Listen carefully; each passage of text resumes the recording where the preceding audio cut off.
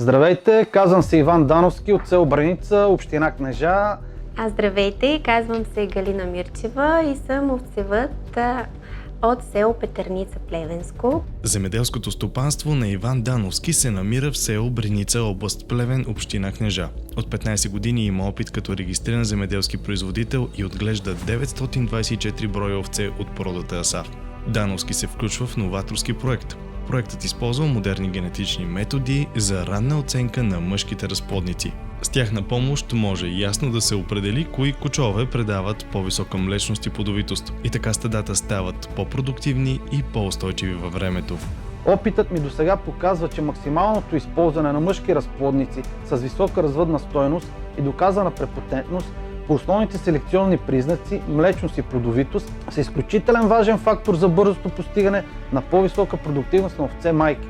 Земеделското стопанство на Галина Мирчева се намира в село Петърница, община Долни Дъбник, област Плевен.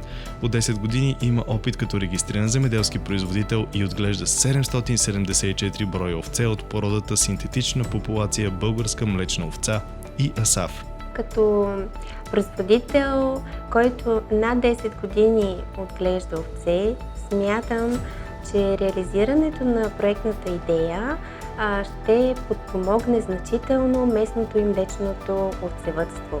Това ще подпомогне повишаването на производителността и плодовитостта, съответно по-високи количества на месо и по-високи приходи. Проектът се реализира поетапно, а производителите поемат конкретни ангажименти да предоставят мъжки агнета, овце майки и дъщерите на преценяваните кочове, за да бъде събрана достоверна информация. С успешното си прилагане този метод ще реши много от досегашните проблеми на производителите.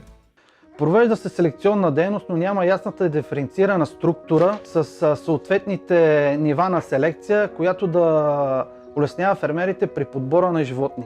И затова се надявам този проект да се осъществи, за да може овцевъдството в страната да се развива по-добре за в бъдеще. Вярвам, че с този проект ще отворим врата за бъдещето. Голяма надежда за младите, че всъщност в нашия така труден сектор има бъдеще.